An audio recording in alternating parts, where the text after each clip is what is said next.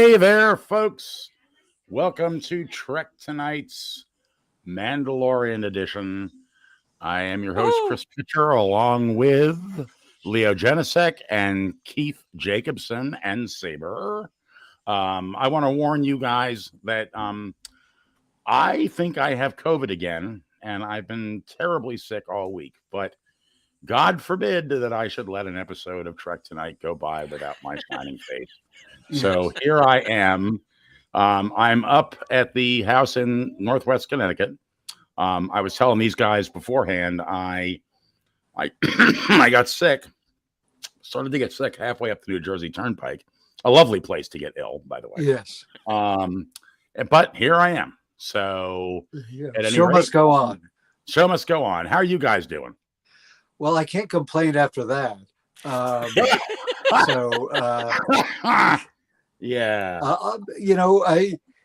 Without going into the various, frustrations of everyday life. Okay. And we were sort of talking about sort of little, we were showing off a few little things before. And I've had for a while. This is a Lego Mandalorian That's set. Cool. Four little minifigs and a little speeder and some sort of mounted gun. As you can see, my joy comes from owning it and not actually opening it up and looking at it. Now, who are the figure characters in that? They're not listed. They're just 4 Mandalorian warriors, I believe. Oh, okay. But I think they're pretty neat looking, and they certainly would fit in with the group of Mandalorians we watched this week. Yes, varying sort of color schemes. Yes. Yeah, that's true. Well, and I found this at Stop and Shop. This is a Grogu with his little pod. Neat. I don't know, and it's all plastic, but and also a Mandalorian figure. There you go. Neat. So, Neat. And they were both under $10. So, nice. Cool. Yeah, not the certainly not the Black Series, but what can you do? Listen, I don't have any of that. I just got a cat. Yeah. How is the Saber? ultimate action figure? Exactly. How's Saber doing? Lots of action happening there right now. Yeah, I see that. It's more of an inaction figure right now. Right. Well, maybe we'll get an interview with him later on in the program. Yeah. Once he's had his nap. Right. This was a very short little episode. Indeed, it was. And in comparison to last week, which was the longest episode they've made, and a real risk taker. I don't know, Keith, you described it earlier today as a palate cleanser. Yeah. After last week's, shall we say, difficult episode, we've got a palate cleanser this week where there's lots of action happening and the plot gets moved forward a little bit, but for the most part, it's just an excuse to go pew pew. Right. And to hear a lot of people speak in sort of a pompous monotone. Well, that's kind of Star Wars anyway. I mean, I realized by being surrounded by that many Mandalorians all in 1/2 hour or however long it was, I realized, it's a pretty stiff crowd. It's. I mean, on a less jokey sort of note, there's a real seriousness to the Mandalorians, at least this group of them.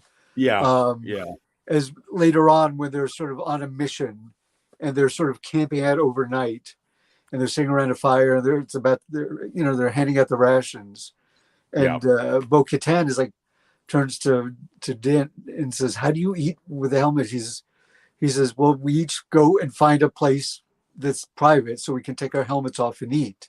Right. And then she gets to say, because she's the expedition leader, she's the mission leader. Paz, what's his last name? Paz Vizsla. Vizsla tells her that because she's the expedition leader, she has the honor of sitting by the fire. and she takes off her helmet. She begins to eat, but it seems kind of sad. It's a very isolating way of life. And this sort of gave you sort of an insight into that.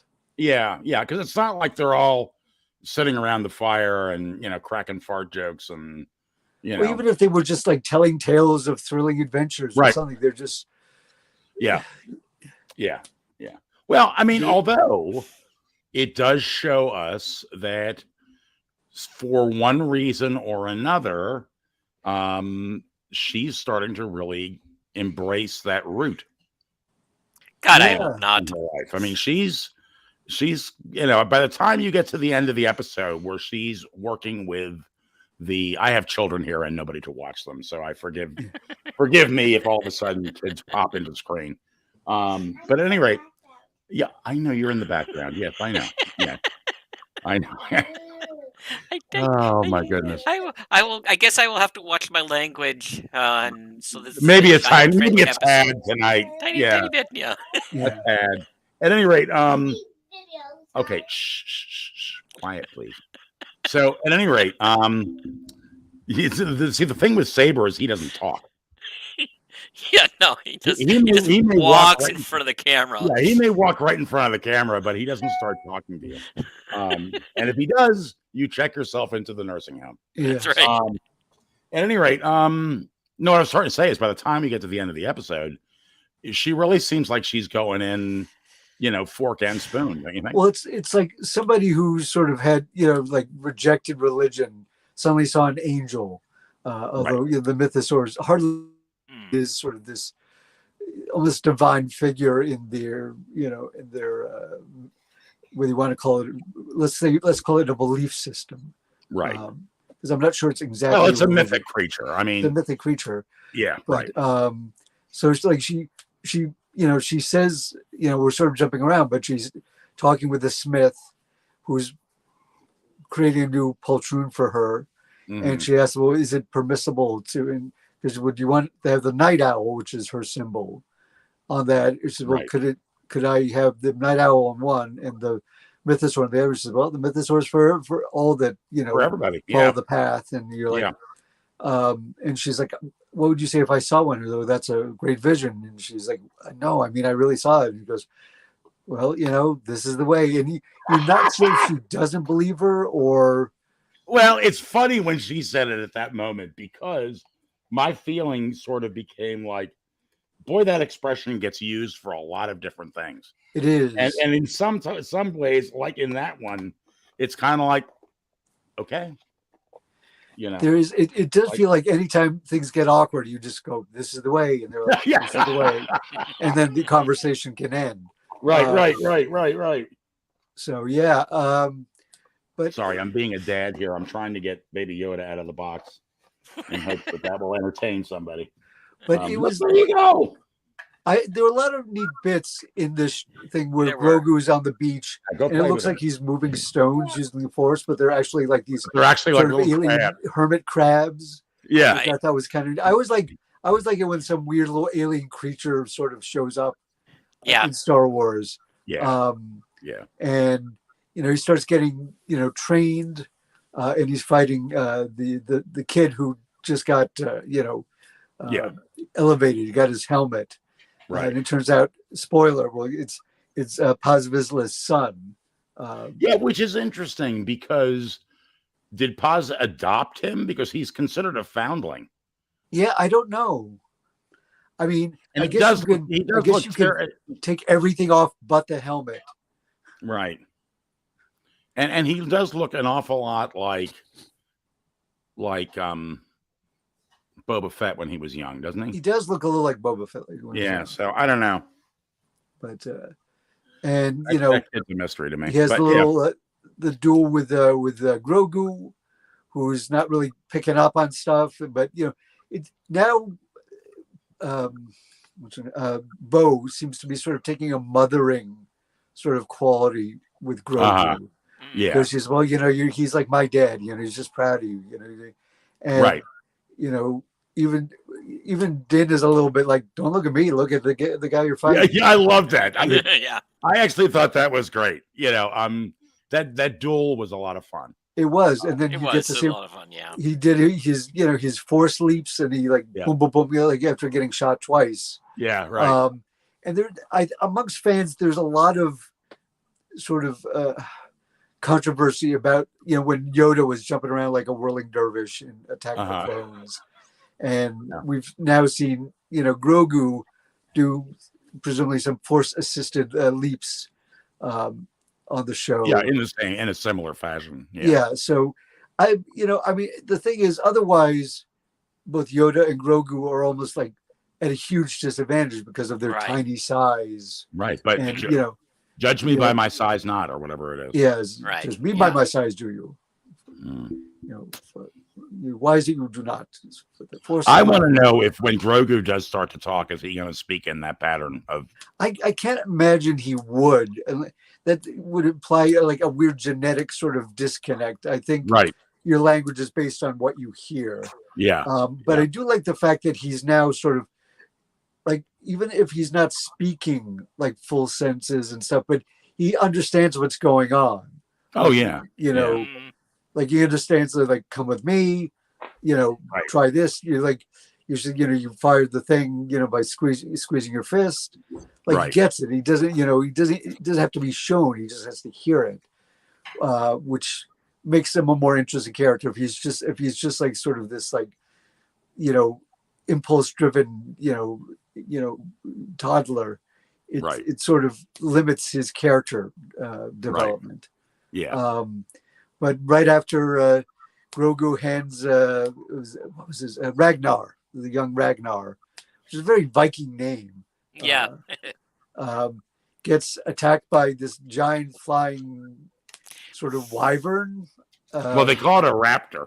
A raptor. Sure. Yeah. So, okay, it's a small thing, but are Mandalorians stupid?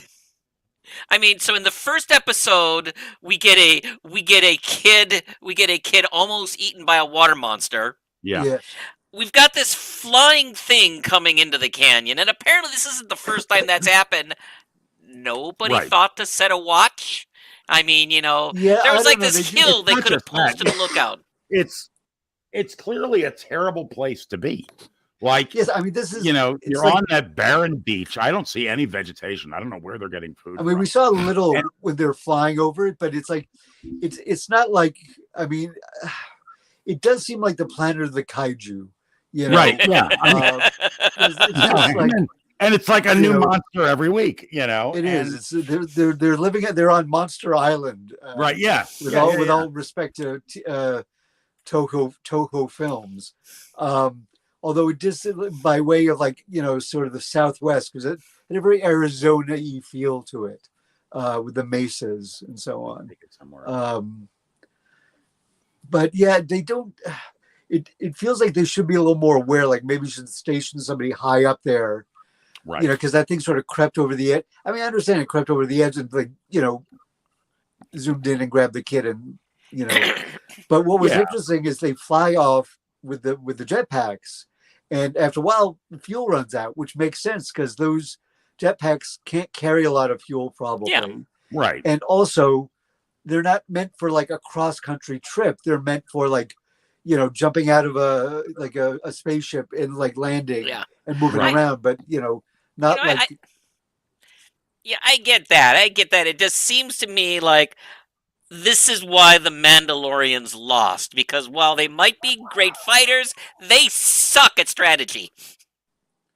Well, this group does certainly, because they picked the worst planet. The only worst planet would be Mustafar because it's mostly lava. But this is just a very, I mean, what? Other than the fact that it seems to be sort of isolated and probably off trade routes, and it's unlikely anybody's going to show up and hassle them, other than every living thing on the planet, which seems to be determined to kill them. The other place that would probably be really unpleasant for a Mandalorian would be Dagobah. Just think about stomping around. Dagoba's pretty unpleasant for most people. Well, just think about stomping around sweaty swamps in that armor. Just set a guard. But I mean, I don't know how warm or. I agree with you. I agree with you. I thought that. Well, quite frankly, I thought that the first time you see the giant crocodile lizard thing, turtle, whatever it was, that seemed to take them by surprise. And it's like, well, if they're performing this ceremony, which clearly they've done multiple times in the waters there, one would think they would be aware of what giant monstrous sea creatures there are that might happen by. Well, again, that one I'll give them a pass on, because as far as I know, no one, that might have been the first time that happened. Maybe.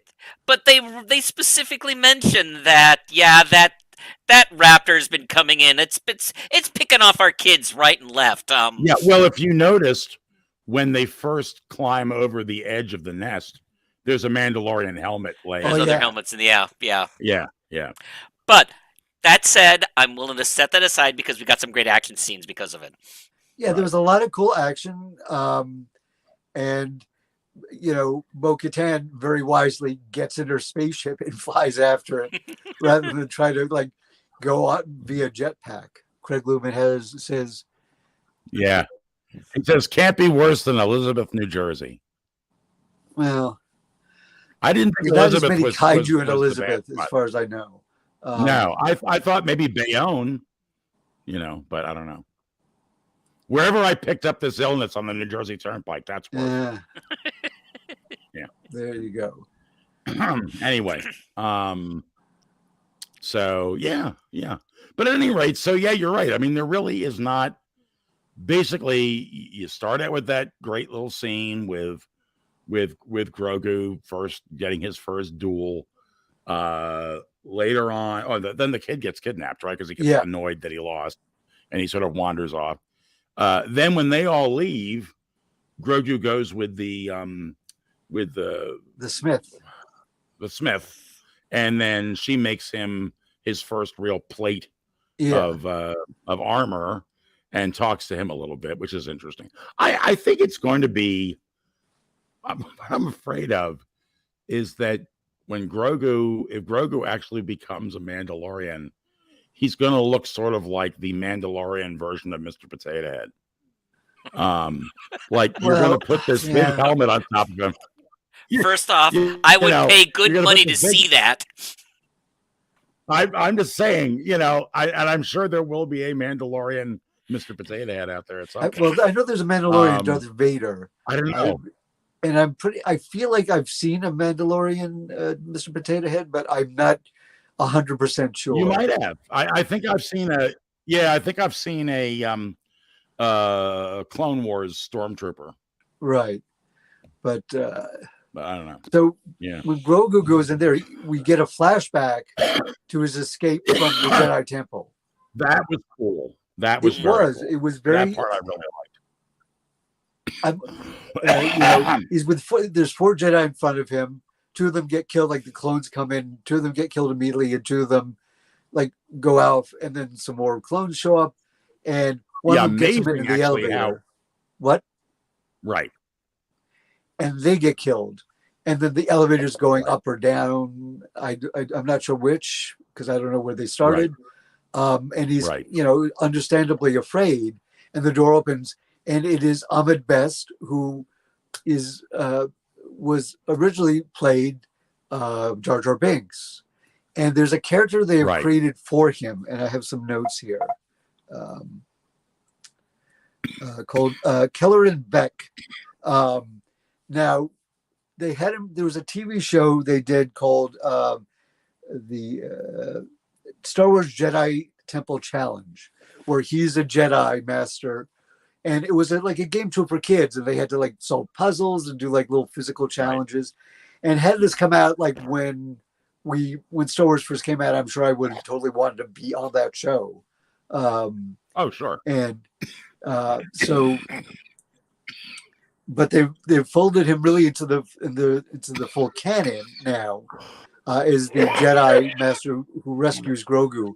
He picks up the other lightsaber, and he is just kicking ass. He's these clones are coming out. He's deflecting bolts back into them, doing this stuff. They have this amazing high-speed chase through Coruscant, and they even pass by that mountaintop that we saw last week, which I little callback. I thought that was kind of neat.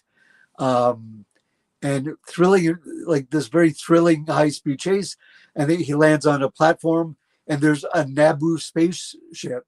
Very obviously that beautiful silver design. Yeah, I thought that was interesting that it was from Naboo. And that the guards were from Naboo too. Yeah, they had the uniforms, and they're like, "Where's the rest of them?" He said, "There are no rest of them." So they hold him off, and he jumps on the spaceship with Grogu, and they fly off. They're chased by some fighters, but they get away. And Grogu's having a flashback because, like, I think the sounds and the sparks from the smith's work, from the blacksmithing, is sort of bringing that back to his mind. But that was I love seeing that because we were like, how did he end up where when he first appeared on the show? And we're now maybe getting to see a little bit of that. Because presumably he was going to take him to some sort of Jedi holdout. Right. You have more of his backstory, which is cool. I quite like that. Because he can't really tell the story himself. He's not like, well, it was a hell of a thing, He's smoking his cigarette. Let me tell you what was going on. But these flashbacks I do enjoy, like, because it was just long enough to be interesting and exciting. Right. So, and they do rescue the kid, although it's like a lot of, they're all, it's a hell of a fight to try to get this. Well, and I was thinking to myself, I mean, look, I played Warhammer 40K, and I would not have sent. Paz is considered a what do you call it? A heavy artillery trooper. Yeah. Okay, that's what he's considered. I think that's the term. I would not send one of those guys rock climbing. Those guys get dropped in place and then they start blowing shit up. So now it was his kid. Right. And so in a case like that, it's like, do you want to be the guy do you want to be the person who tells the heavy artillery guy that he can't go save his kid? Right. Yeah, it's right. Anyway, you step in front of me and you tell him that I'm going to stand back a long ways away from you while you tell the guy with the big gun with a portable that he can't go Gatling rescue. gun, yes. Yeah, that he can't go rescue his kid because that's just not going to end well. Well, it was interesting because it's funny as they were climbing up, because they were using their grappling hooks to climb up the side of this, mesa, and they're doing it sort of Batman style, and I'm obviously what people do in a show like this is not. It's more of a fantasy than anything. This is not a super realistic show. Right. Right. But I remember there was an episode of Mythbusters where they're like trying to do that, and how hard it is. It is really hard. Even like suction cups, it like you can barely get any height before you just become exhausted. Right. Now there are people. Now like John Van Gostein is here with us again. Okay. I'm trying to, maybe you'll get, because realize, John, I really was terribly sick all week. So I watched the episode twice, but I'm not sure what you're referring to. But I'm going to put it up. He says he liked the cameo appearance. At first, I was no Jar Jar. Ahmed bested his voice. Do you know what John's? Well, was there a cameo Best, who played the master, the Jedi master, Kelleran Beck, who saves him? Grogu he played Jar Jar Binks in the original. Gotcha. The prequels. Thank you, John. I did not know that, so that's much appreciated. I appreciate that. I did not know that. And then by way of a punch, because unfortunately, Ahmed Best got a lot of hate from the fans. Yeah, and it's not I'm not a Jar Jar fan, but he's an actor playing the part he was given. Right. Yeah. It's not like he, he was like, he didn't go up to George Lucas and say, I wanted to be the most hated figure in Star Wars. Could you write that? And George would be like, yeah, I think I've got an idea. Craig Lubin says flashbacks have been very enjoyable. Definitely not the LSD kind. I actually was watching that and thinking, that would be a great character for Craig to cosplay. He'd just have to give himself that real short buzz cut. He's got that look on his face that Craig gets when he's all pissed off about something. Well, there you go, Craig. Challenge. Yeah, I put it out there, Craig. You got to go as him for Halloween, at least. It's a bit of a deep cut, but depending on your crowd, they may get it. Yeah, right. Exactly. No, I actually thought that character was very, very cool, and I loved his basically flying motorcycle with a sidecar. I thought that was very cool. Oh yeah. So yeah, no, that I think that sequence and the sequence with Grogu doing the duel may have been my two highlights for the episode. And then I liked the end between Bo and the Smith. Yeah, like I said, I do feel like this is the way. It's just like a very multi-purpose phrase. Right. Much like if you've ever seen Donnie Brasco, there's a scene where, because he's an undercover FBI agent and he's talking to these guys who listen in, to the recordings. Yeah. They're like, you guys keep saying forget about it. What does it mean? He says, well, it can mean a whole bunch of things. And it's a pretty lengthy speech about the different applications of forget about it. Right. And I feel like this is the way is the forget about it of at least the Mandalorian crowd. We talked about that in the green room a little bit, folks, beforehand. We were talking about it because, it does seem to get used in a lot of different situations. Sometimes it's like an acknowledgement that somebody else, you agree with them. Yeah. There's that. This is the way, this is the way where, so you say it, somebody says it, and then you say it back to them, It does feel like a way to get out of a verbal nod. Yeah, it's like a verbal nod. And then you have the somebody says something completely nonsensical and you don't want to embarrass them. So you go, this is the way, which is kind of what I felt like.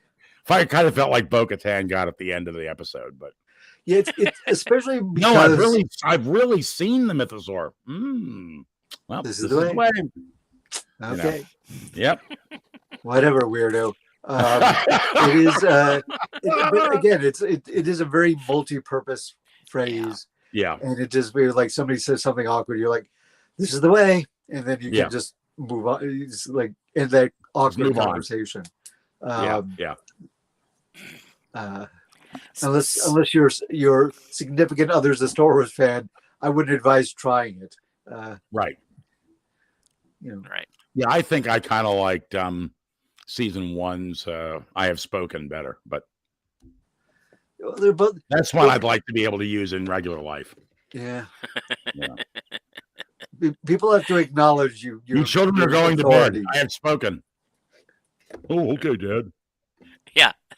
That'll go over well, I'm sure. No, I'm just saying, it would be nice. It would be nice. It would be nice. It would also be nice if I won the lottery, but right, exactly. It's funny because I know the show is called The Mandalorian, and a review I said it didn't have to. Somebody said, well, it doesn't have to be that Mandalorian; it could be any Mandalorian. Although it's pretty much supposed to indicate our hero Din Djarin. Right. He rescued the kid. I kind of wish that Bo had saved him, just because that's the to sort of ingratiate herself more with this. But I guess it helps patch, Hasbila kept giving, our boy Din sort of, the stink eye as much as you can in a helmet. Yeah. Since he came back. So yeah. And I also think she got and this is of course is a Mandalorian thing. She got a lot of credit for being the team leader. Yeah. So she got that honor because what does she says something about you got the greatest honor by rescuing a foundling and they wouldn't have been able to do it without her plan. So I think that's true, or her ship, her ship and her plan. Yeah. Now at the end, when they're like, well, we have 3 more foundlings that we need training. That was kind of wacky and crazy. They bring out the 3 because when they try to rescue the kid, and Mando is like, oh, I see a heat signature on the far side of this giant nest. Yeah, and it turns out it was the hatchlings of this raptor as it's called. But they're each like the size of like a rhino or maybe a little larger. And now, if you remember in the original appearance of Boba Fett, he the animated appearance in the Star Wars Holiday Special, right? He's riding like some weird dinosaur in that, right? So it feels like a bit of a callback to that. And they also sort of remind me of the creature from Heavy Metal. That I was going to say from Heavy Metal. Well, I suspect that we've got without the wearing bikini battle armor, blonde riding it. Yeah. Well, I suspect that we've got Chekhov's raptors there. That at some point before the end of the season, those raptors are going to make themselves useful. Yeah, I suspect so. I mean, although, did anybody think? Yeah, when they all come fumbling out of her ship, they did sort of look to me like bald versions of Huey, Dewey, and Louie. Like I was more wondering how they got them in, because her ship is bigger than a starfighter, certainly, but it's not like it has a huge cargo area. It's not, Right. I don't know how they fit them in there with everybody else. Yeah, right. Yeah. But I'm willing to hand wave that. I'm willing to hand wave that too. Yeah. I just did. I did a silent hand wave. Yeah. Very good. This is the way. You're right. It does work. It does work. You're right. It does work. It works. Yeah. This was an interesting episode. Like last week, last week's was like almost an hour long. Yeah. That's as I was saying, last week's episode was such a complex. Let's call it complex. Such a complex episode. Right. And it took me a couple of days to digest it, to finally, be able to articulate what I felt about last week's episode. This one was just a great popcorn, one a palate cleanse, as it were. Just get some popcorn, eat it, watch the violence. I'm not saying it pushes the story forward necessarily. Craig says Mandalorian Tesseract power, Clarko power. Yes. Apparently, it's part TARDIS as well. But I think for Bo-Katan, this was an important episode of her journey towards maybe embracing, the old school sort of Mandalorian creed. Right. Because she seems to be sort of in the midst of a crisis of faith. So I've been thinking about that. I was just thinking, well, not that specifically. So this was episode 4? This was... Yes. Episode 4. Yes. I'm having a hard... So the first 2 episodes were all about Din and Grogu becoming a family. Right. I guess. I'm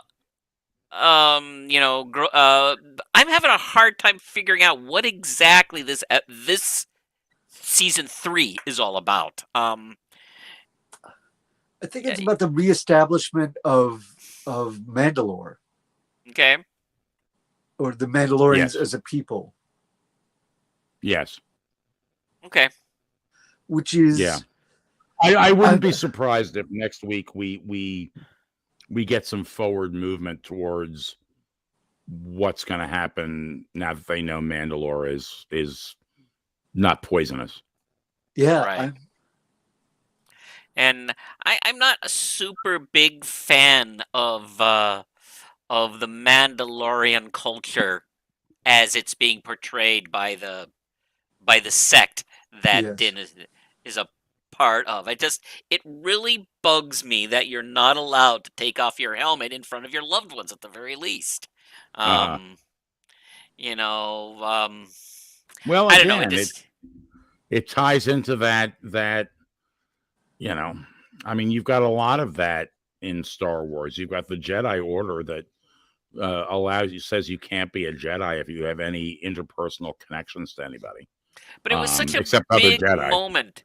It was such a big moment in season 2 when Din took off his helmet in front of Grogu, so that Grogu could touch his face. Touch his face. Yeah. I thought, that got me in the feels. I loved that moment. Yeah, right. Yeah. And I really am unhappy that they're walking that back. Well, I mean, here's the thing. I kind of feel like it's weird because we're seeing Bo get more drawn into it, and maybe she will embrace it fully. It does feel like an overly restrictive tenet of their belief system. And it's one of those things that it feels like an idea that you come up with for like a story. And it seems like a cool thing, but the more you live in it, the more you're like, well, that really limits what we could do.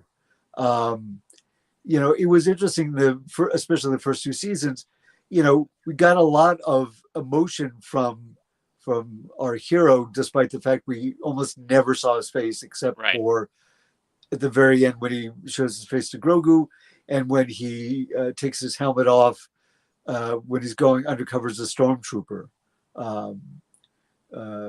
Which, and it looked like he was like having like a huge panic attack, which he probably was, because he was way outside his comfort zone. Yeah. So, I mean, their character, I would love to see, I don't know, I've forgotten the name of his character, but what's his name? The Boston stand-up who was his sort of partner in that episode. Bill Burr's character. I can't remember the character's name. I would love to see him return just because he was funny. He's a fun character, I wasn't a stormtrooper, smart ass. He's on planet Boston. Apparently there's a Boston in the Star Wars universe. Right.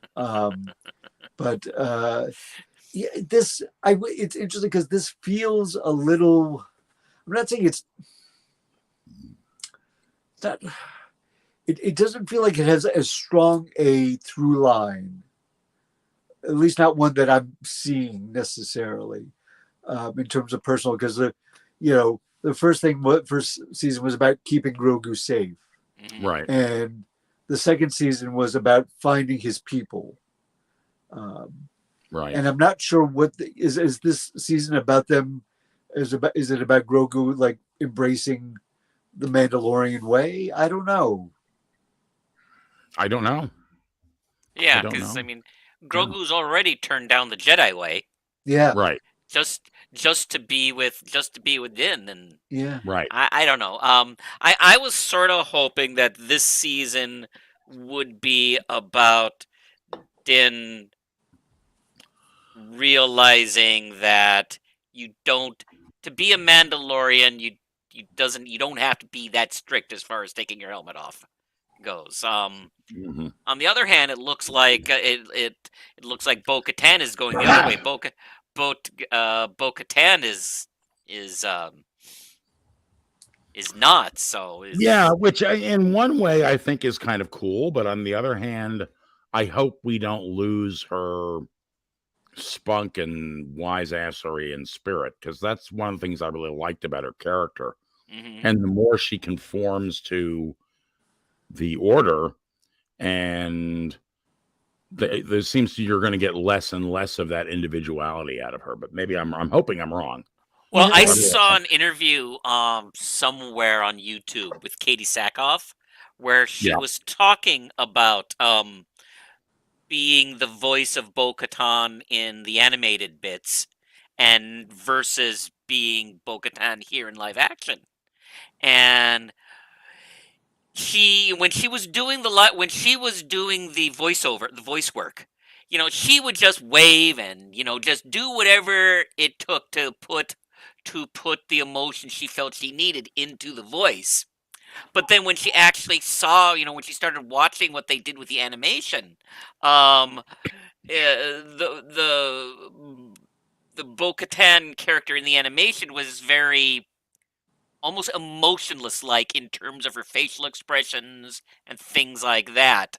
And so she said that she had to, when she's doing the live action without the helmet, she had to work hard at not putting all the the gesticulations and face motions into it, But once she puts on the helmet, she says she's actually enjoying that because now she can do whatever the hell she wants with her face. Sure. So, Right.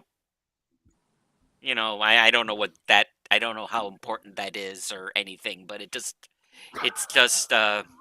Who knows? Maybe she wants to go the rest of the series with the helmet on. I don't know. I don't know. It's. I'm just saying, I really enjoyed her character, the way you've seen it so far, and I think it's cool that she's going through this epiphany. But I want to make sure that her personality still stays intact. Right. So, I would agree. It's like as much as I'm not a fan of this like very strict mindset that this group of Mandalorians has, but they do look after each other and they do care about each other. And once they bathe in the living waters and they come back and everybody's like, glad to have you back. Like they're seem genuinely pleased to see them. And, you know, there's, with the exception of Paz Vizsla, who seemed to be kind of suspicious, but even he got to be able to, he came around this episode because, you know, they went out and got his son back. So I'm not sure if it's his biological son. I mean, it could be. That's what I couldn't figure out because he's considered a foundling, but he is. I don't know whether you got to bear with me because I'm so foggy. I don't know whether we talked about that in the green room or on the show. I think we talked a little bit about it on the show in the beginning. Okay. Well, so I'm not sure. Well, I mean, don't goof with me, Leo. Jeez. But as I said, it's like maybe they can take everything off except for the helmet. That Mandalorian porn is they just keep the helmet on. Right. Oh my God. Wouldn't that be? Oh, I could just see it too. That'd be awful. Just horrible naked people with Mandalorian helmets on fucking each other. I mean, I'm sorry. Fornicating. I was worried about my language. Yeah, fornicating. There you go. Well, they're all in the other room now. But I do worry about our audience. I don't usually like to curse. Although we fucking do all the time. But, yes. There goes our anyway. Wow. Oh, wait. Can you believe we've actually talked for 43 minutes about this? Yeah, we've talked for longer than the show was on. This is true. John says he thinks that Bo-Katan will get better. Okay, cool. Define better, meaning, screw these guys, I'm going to take my helmet off? Yeah, I think there needs to be maybe a coming together of the different sects of Mandalorians. And by the way, where's the black saber at this moment? Who's got the black saber? Din Djarin still has it. Din Djarin should still have it. He didn't lose to anybody. Bo-Katan certainly knows how to use it, as we saw, 2 weeks ago. There we go.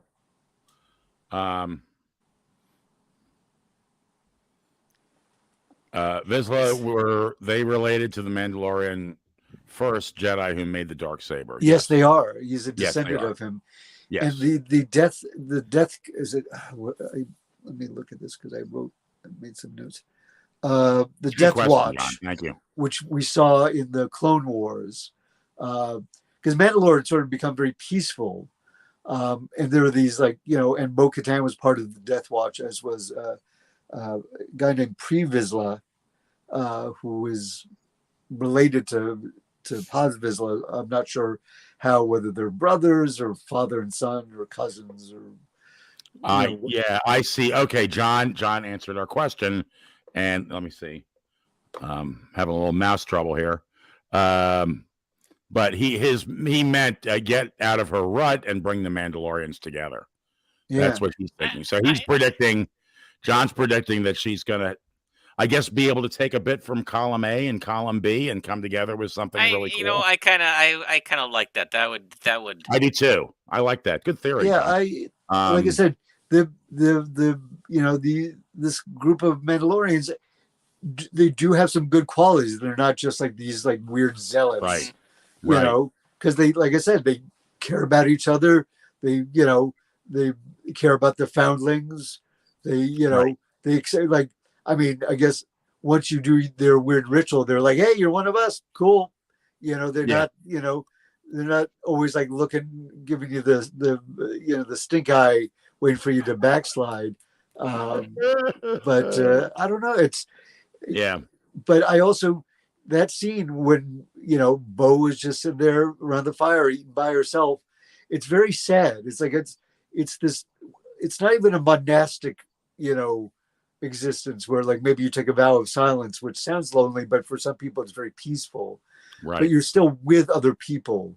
But the fact is, everybody has to eat alone. Like you can never have a meal with other people. Right. Yeah. And I'm not sure. So I guess what I'd like to have explained to me is, I mean, a lot of these vows that you see in religious groups, you can have an understanding as to what it represents and what it's supposed to teach you. I'd like to know what it is about keeping yourself isolated in this suit of armor and your face hidden. What is that supposed to do for you or teach you as a disciple of this concept? You know what I mean? Like that. It's a good question. Great. Yeah. Because you know what I mean? Like when you talk about, you brought up the vow of silence, right? Yeah. I mean, that's supposed to make you introspective and think about, without having to use words. And so there's a whole bunch of reasons for it. So what is the rationale? That would be That's cool, a good question. Yeah. Maybe we'll learn that. Maybe we'll get. By the way, this episode was directed by Carl Weathers. I saw it was directed by Carl Weathers. Yes. Yeah. Cool. Which is always neat when you get to see an actor on the other side of the screen. Yes, it is. Like our good friend Jonathan Frakes. Yes, who's directed. He made a big directing career for himself. Yeah, he has. He's done a lot of Star Trek plus bunch of other shows as well. He's a very storied career as a director. Yeah.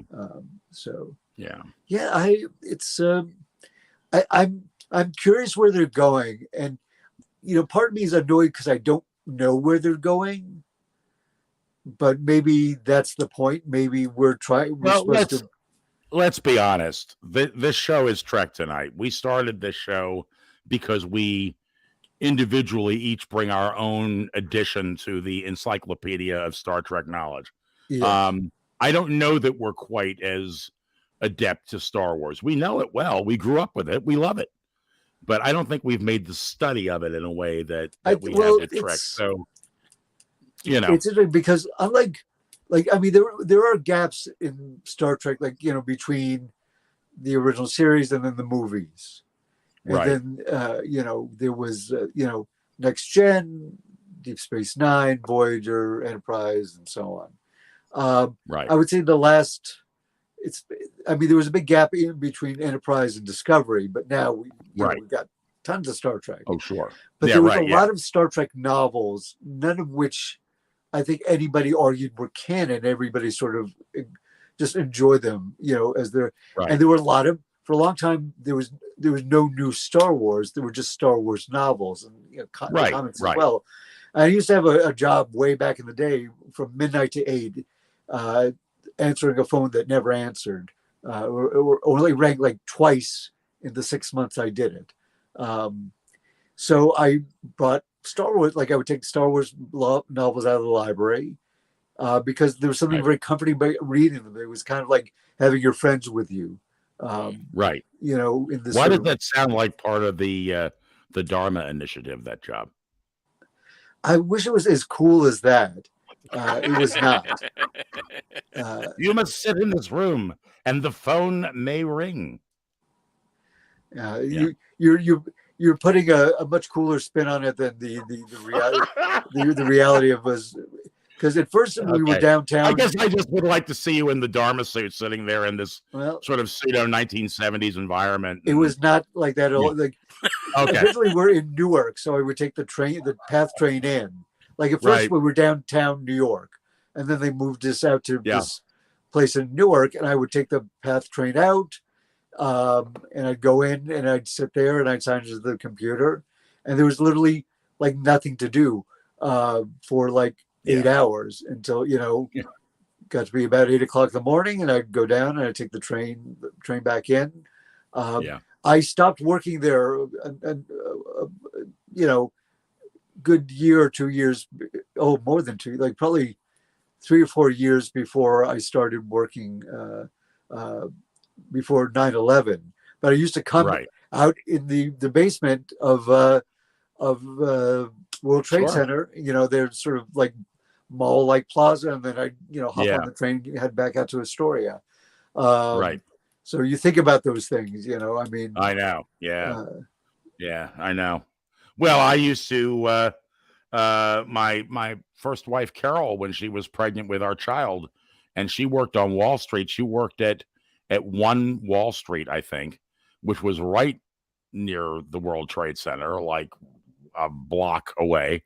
And I would drive her through the underpass that was between the 2 buildings, or was it next to the 2 buildings? I don't remember, but there was an underpass. Once she got to a certain point in her pregnancy, I was like, no, you're not going to ride the subway anymore. I'll drive you to work. But I would drive her down there every day. And at that point, we had that first attack, because this was like early 90s. Remember the first attack on the World Trade Center? They tried to blow it up, but they didn't do it right, So yeah, interesting. Oh, by the way, we got off on several rabbit holes here, and I missed this. We were talking about the religious quality and things about conceits and things you have to do, and so on and so forth. And Craig says that is the potential risk of doctrine. Sometimes there isn't a rationale; it's based on faith. Which, yes, that is true. It's possible. I mean, but usually when there's some, usually when there's some restrictive thing that you have to do, there's supposed to be a reason for it. But it's supposed to enlighten you somehow. The Death Watch, when we first saw them in the Clone Wars, they were taking their helmets off, as Bo-Katan did, in positive. John mentioned the Death Watch. Yeah. Yes. So it's I'm a little all over the place tonight, guys. I really do apologize. There are a lot of arguments about dogma as sort of this, or a source of much religious strife, because it's just sort of like we should be able to go to a church with our hair wet. You're like, well, that's a sin. You're like, what? How is this? How is this anything that matters? But people get caught up in the the minutia of the rules rather than embracing the spirit of whatever the beliefs are. So I don't know. There might be a story about the first, Mandalore, the father of the culture, about him, maybe, spending like years with his helmet on as he fought, to unite the clans of Mandalore, and it could be something like that. I don't know. They haven't. I think I know what it was. I think that he had the suit of armor, and there are these little catches that are hydraulic that release the helmet, and I think they got stuck, and he just could never get the helmet off. And he was too embarrassed. Didn't want to say anything. Right. Didn't want to look like it. So he was like, I'm going to look like an idiot if I can't take my helmet off. If he had to look like an idiot, well, we all have to now. Yeah. And he'll be like, oh, well, look how dedicated he is. I'm going to keep my helmet on too. And he's like, now John so says sweaty under here. Hey guys, really I didn't know this. Shave. Yeah, right, exactly. Woo! Boy, that stink. John says the original Mandalorians were an alien species according to comic book lore. There's a lot. It's funny because what is canon, what isn't canon depends. Like, to me, it becomes canon when it shows up in a show.